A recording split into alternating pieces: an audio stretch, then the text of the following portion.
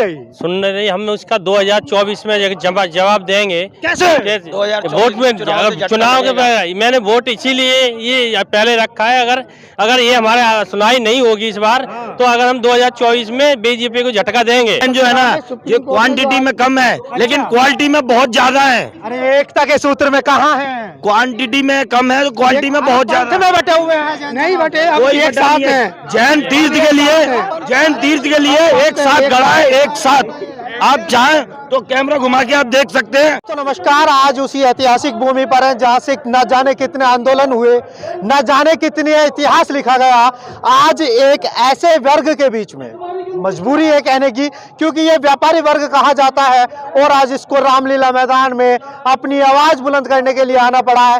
इनसे तमाम सवालों के जवाब हासिल करेंगे कि आखिरकार जैन समाज को आंदोलन जीवी बनने की क्यों जरूरत पड़ गई। साहब, किससे शुरुआत करें? क्या नाम है भाई साहब? शरद जैन। क्या कहेंगे शरद जी कि रामलीला मैदान में क्यों आने की आवश्यकता पड़ गई? जैसे कि आपने बताया, रामलीला मैदान जहां से बड़े बड़े आंदोलन हुए, आज उसी क्रम में जैन धर्म ने एक आंदोलन की शुरुआत की है। और क्यों शुरुआत की है? क्योंकि गिरनार पर्वत, गिरनार जी जो नेमिनाथ भगवान हमारे 22 तीर्थंकर उनकी मोक्ष स्थली है, आज उसके ऊपर जैनों को हटा दिया गया है। वहां पे दर्शन, जयकारा, हर चीज से वंचित कर दिया गया है। क्यों वंचित कर दिया गया है? दूसरे धर्म उसके ऊपर कब्जा कर रहे हैं। जैन धर्म आज पूरे भारतवर्ष के अंदर लाखों जैन मंदिर है और एक जैन मंदिर भी ऐसा नहीं होगा जिससे कागज ना हो। हर जैन मंदिर का पूरा अधिकार है, जैनों का रजिस्ट्री है, कागज है, हर चीज है। वैसे ही निर्वाण क्षेत्र जो जैनों का प्रमुख क्षेत्र माने जाते हैं, जो पूरे भारतवर्ष में समेश शिखर जी, चंपापुरी, पावापुरी, गिरनार जी ऐसे निर्वाण क्षेत्र है। जैसे हिंदुओं में 4 धाम होते हैं, वैसे जैनों के अंदर निर्वाण स्थली को 4 धाम माना जाता है। वैसे ही गिरनार जी के आज पूरा कब्जा कर लिया गया है, जहाँ पे बिल्कुल भी जैनों को अधिकार नहीं है अपनी पूजन पद्धति से पूजा करने का। तो हम यही चाहते हैं कि भगवान नेमिनाथ भगवान की निर्वाण स्थली के ऊपर हम बेझिझक जा पाए, वहाँ पे दर्शन कर पाए, पूरे पूजा कर पाए विधि विधान से। हमारा यही मांग है शासन प्रशासन से। बड़ा सवाल खड़ा होता है कि आखिरकार अभी थोड़ी ना कब्जा हो गया, आज से पहले जैन समाज कहाँ सोया हुआ था? जैन समाज सोया नहीं था। क्या कर? जैन समाज कई सालों से आंदोलन कर रहा है और 2005 में गुजरात हाईकोर्ट ने यह आदेश भी दिया हुआ है कि वहां पे सभी समाज के लोग, सभी धर्म के लोग पूजा पद्धति कर सकते हैं। बट एक विशेष समाज भी नहीं बोलूंगा, उस समाज के अंदर कुछ विशेष लोग अपनी दुकानदारी चलाने के लिए, अपने आप को बड़ा करने के लिए वहां पे कब्जा कर रहे हैं। शासन एक्शन नहीं ले रहा मेरे भाई? बिल्कुल नहीं ले रहा, बिल्कुल भी नहीं। हमारा जो जैन तीर्थ है हमारा पहले शिखर जी की तरफ ऊपर हुआ था, तो हमने रैली निकाली, तो उसके बाद हुआ। अब ये गिरनार जी हम अभी से नहीं 2005 से 2004 से आंदोलन कर रहे हैं। बट हमने ये सोचा था कि ये कोई दिक्कत नहीं है, अभी नहीं है, थोड़ी देर बाद आ जाएंगे। बट ये सुनने को राजी नहीं है। हमें आंदोलन की जरूरत नहीं है। सुनेंगे कैसे?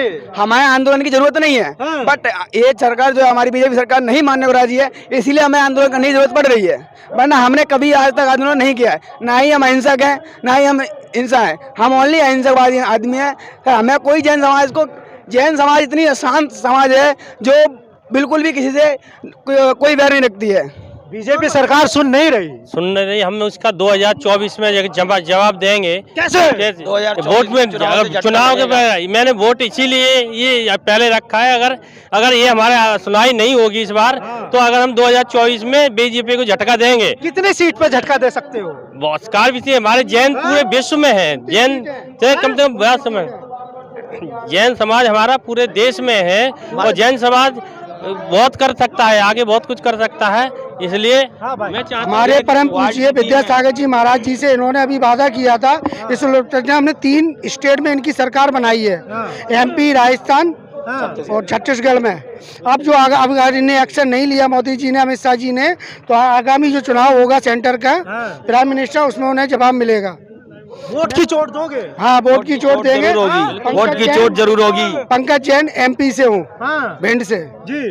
और जो हमने अभी बताया, अगर जो हम जिस उपलक्ष्य में कार्य कर रहे हैं, जो हमारा अवैध कब्जा नहीं हटेगा। जो अवैध निर्माण चल रहा है उस पर रोक नहीं लगेगी। 2017 में जैन जो है ना ये क्वांटिटी में कम है लेकिन क्वालिटी में बहुत ज्यादा है। अरे एकता के सूत्र में कहाँ है? क्वांटिटी में कम है तो क्वालिटी में बहुत ज्यादा में बटे हुए हैं, नहीं बटे, अब कोई एक साथ हैं। जैन तीर्थ के लिए एक साथ गड़ा है, एक साथ। आप चाहें तो कैमरा घुमा के आप देख सकते हैं 2 करोड़ लोगों को रोजगार लाखों देते हैं हम। आदमियों की भीड़ हो रही है। आप कैमरा घुमा के देख सकते हो पीछे कि कितनी भीड़ है। अच्छा, हम अकेले ऐसे होते हैं। 24% भारत की 24% जीडीपी का हम अकेले टैक्स भरते हैं। और भारत सरकार के अंदर 16,000 गौशाला हैं। 16,000 गौशाला 14,000 गौशाला जैन समाज के उपलक्ष्य में चलती हैं। अच्छा जी, जीडीपी का जितना भी 24% ना टैक्स हमारी जैन समाज देती है। सबसे ज्यादा टैक्स ना 24% जो ना जीडीपी जो है ना जैन देते हैं और 26% भारत को टैक्स देने वाले जैन हैं। 16,000 गौशाला में से 12,000 गौशाला चलाने वाले जैन हैं। तो इस बात का घमंड है? नहीं, गुरूर नहीं है, घमंड भी नहीं है। हम तो ये चाहते हैं कि जब हर धर्म की जो है ना क्या नाम है, हमें भी स्वतंत्रता मिले। जो हर धर्म की सरकार कोर्ट का आदेश का पालन तो किया जाए। जो कोर्ट ने आदेश दिया 2005 में उसका तो पालन किया जाए। क्या नाम है भाई? प्रियांक जैन। क्या कहेंगे प्रियांक जी, जिस प्रकार से एक व्यापारी वर्ग को आज रामलीला मैदान में आना पड़ गया? व्यापारी वर्ग नहीं, यहाँ हम जैन समाज के उद्देश्य से आए हैं। व्यापार बाद में है, हमारा धर्म पहले है। धर्म पहले है? धर्म पहले है, धर्म सर्वप्रथम है हमारे लिए। जैसा कि आपको पता है जब शिखर जी का आंदोलन हुआ था तो धर्म के लिए मैंने राजनीति से इस्तीफा दिया था। ऑन स्टेज ऋषभ विहार के प्रदर्शन पर मैंने बीजेपी के युवा मोर्चा अध्यक्ष से इस्तीफा दिया था। तो हमारे लिए धर्म पहले है, देश बाद में है। पहले धर्म बचेगा तो देश बचेगा। तो सवाल खड़ा होता है ना प्रियांक जी, देखिए आज आप लोग यहाँ पे आए हैं, 2023 का एंड चल रहा है। प्रबल सागर जी पे हमला हुआ 2013 में, तब जैन समाज कहाँ सोया था? तब भी जैन समाज कहीं नहीं सोया था। जैन समाज में बस जो थोड़ी कमी है वो एकता की है। और अभी अब अगर आप पिछले कुछ सालों से अगर देख रहे हो तो जैन समाज, आपने उसका उदाहरण 2022 में जिस तरह शिखर जी का आंदोलन हुआ था उसका एक उदाहरण आप जैनियों की एकता का देख चुके हैं। उस एकता की विजय लगभग आज से 1 साल पूर्व ये जो धरना शिखर जी का 26 या 27 तारीख में स्टार्ट हुआ था, 1 तारीख को हमने काला दिवस, एक नए साल को काले दिवस के रूप में मनाया था। और इंडिया गेट पर जिस तरह हमने जैनियों ने एकता का परिचय दिया था, लाखों आदमी वहां पर पहुंचे थे। और उसी दिन शाम को सरकार को हमारी बात माननी पड़ी थी। भारत सरकार में मनोज तिवारी जी शाम को वहां पर आए थे, उन्होंने धरना खुलवाया था और आश्वासन दिया था। और उस आश्वासन को पूर्ण रूप से लागू भी किया गया। और शिखर जी में आज वही पहले की तरह बिल्कुल जैसे हम लोग जाते थे, यात्रा करते थे नंगे पैर, वही चीज चलाई जा रही है। बल्कि मैं एक चीज और सरकार से ये कहना चाहूंगा, जैसे आप वैष्णो देवी जाते हैं तो वहां पर जैसे उन्होंने शाइन बोर्ड बनाया हुआ है, हमारे क्षेत्रों पर भी एक बोर्ड बनाया जाए। जो लोग वहां पर चमड़ा जूते चप्पल पहन के जाते हैं उनको रोका जाए। मेरी सरकार से ये दरख्वास्त है कि हर हमारे तीर्थ क्षेत्र पर जहां पर इस तरह की परिक्रमा है या जिस तरह की वहां पर यात्रा है, वहां पर एक साइन बोर्ड का निर्माण किया जाए, जिससे सुरक्षा में जो हमारे तीर्थ क्षेत्रों की सुरक्षा है उसको एक बहुत बड़ा उसमें बहुत बड़ा उसको सहायता मिलेगी। जो इस तरह के यहाँ पर प्रकरण हो रहे हैं उससे बचेंगे हम। भाई साहब क्या कहेंगे कि 2024 का चुनाव भी है और एक तरफ दोनों केंद्र में और राज्य में बीजेपी की सरकार, तो कैसे लड़ाई को पार पा पाएंगे? देखिए, हमारा जो विरोध है किसी ना सरकार से है ना किसी पार्टी विशेष से है। हम अपना अधिकार मांग रहे हैं और वो हम मांगते ही रहेंगे। जब जैन सरकार बनाने ही जानता है तो वो उतारने भी जानता है। मैं फिर इस बात को कहूँगा, हमारा विरोध जो है किसी पार्टी विशेष से नहीं है और न ही सरकार से है। हम चाहते हैं कि सरकार के कान में कम से कम जूं तो रहेंगे, वो इस बात पे संज्ञान तो ले कि हमें आंदोलन, एक अहिंसक समाज को आंदोलन करना पड़ रहा है, मतलब मंच में आके मतलब ये करना पड़ रहा है, ये बहुत गलत है। और जबकि जो है विभिन्न कोर्टों ने आदेश दिए हुए हैं, उसको अमली जामा अब तक क्यों नहीं बनाया जा रहा है?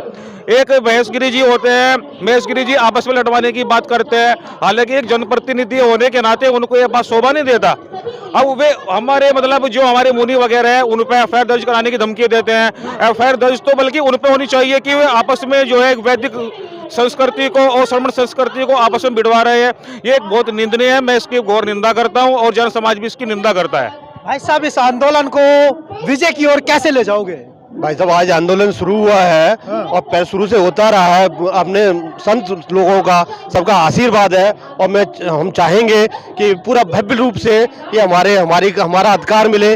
गिरनार जी पर हमारे दर्शन के हित हमें अधिकार मिले। हम बड़ा व्याकुल हो जाते हैं जब हम जाते हैं गिरनार जी, तो हमें दर्शन नहीं किए जाते और हमें मार काटने की बात की जाती है। तो हमें सब सरकार से, प्रशासन से, कोर्ट से, सभी से चाहूँगा कि भाई साहब हमें अपने दर्शन करने दीजिए। हमारे 22वें तीर्थंकर श्री नेमनाथ भगवान का हमें दर्शन करने दे, पैर छूने दे और व्रत पूरी से हमारी आस्था बनी रहे। और हम सब किसी सरकार के विरुद्ध नहीं है, ना हमारे प्रशासन के विरुद्ध है। हमारा बस मैं यही कहना चाहूँगा, ये प्लीज ये देख के और हमको आशीर्वाद और सबका करके दें। बिल्कुल।